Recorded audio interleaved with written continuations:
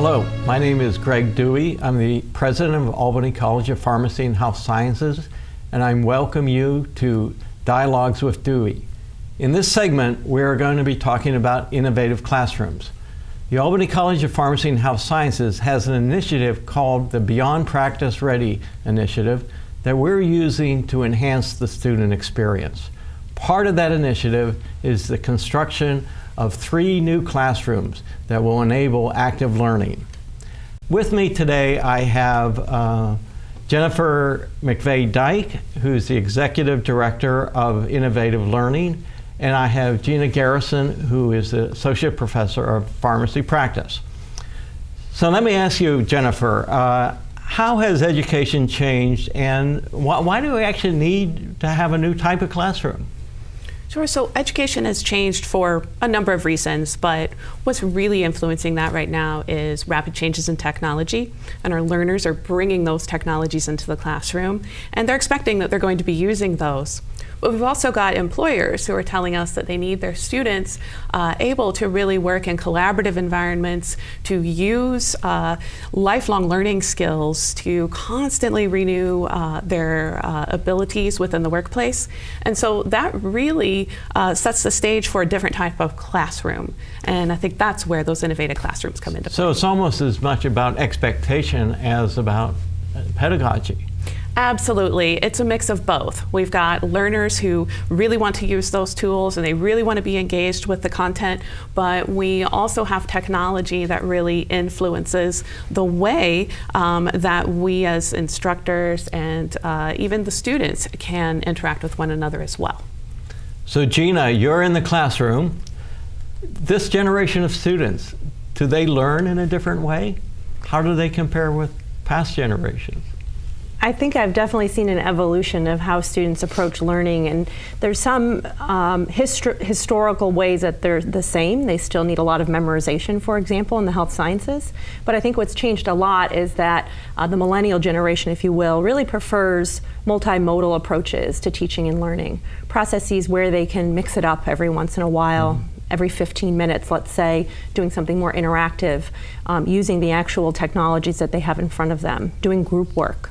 Collaborative learning and problem solving, as opposed to just rotely sitting in chairs and rows and listening to lecture for 50 minutes at a time. I think it really engages them to think about how they'll remember and apply knowledge once they graduate. Right. Well, you used an interesting phrase, you said mixed it up. And so Jennifer, when you think about the role of technology in the classroom, is it about mixing it up? I mean, how do you use technology in these classrooms? So it is definitely about mixing it up. And one of the things I always say about using technology in the classroom is that it should be secondary. And the way that you're using it should actually almost be invisible to the learner in the classroom as well as even outside of the classroom. So when we're talking about using technology, we're really looking at how can we bring that content to life. So we could have learners actually working on patient simulation in small groups within the classroom. We could have students outside of the traditional classroom, and some folks in, let's say, the Vermont campus, some folks in Albany, and they're working back and forth with one another with the computer screen in front of them, but they're manipulating something, and the students in Albany are actually experiencing that on their end as well. And when you think about the traditional classroom, it's really not possible to easily break into those groups, to pull those technologies into the classroom. And again, that's where we're having to rethink what we're doing so that we can provide those flexible opportunities, but we also don't know what the classroom will look like in 3 years. So 3 years from now, 5 years from now, and if we can design a classroom that will flex and move with that, then we're going to get much more out of what we're trying to do. Well, it sounds kind of exciting, actually. So you use an interesting phrase. You say the technology has to be invisible to the learner.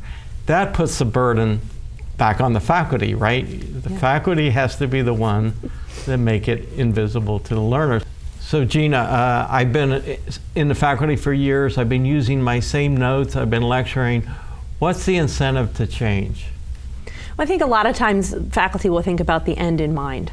So if your particular course has goals where students are expected to perform, perhaps with some rationalization of an answer and working through different options and how to communicate that, then it's wonderful to be able to think about how the teaching and the learning can build up towards those bigger goals, as opposed to just rote memorization, which is a part of what we do in the health sciences, but it's not a matter of just that low-level recall that we're looking for. I think it's a matter of how can we get students to remember what they learned and to use it. Thank you, Gina. Thank you, Jennifer.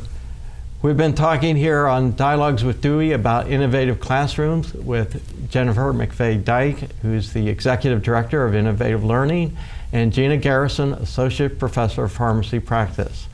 We'll see you again next time on Dialogues for Dewey.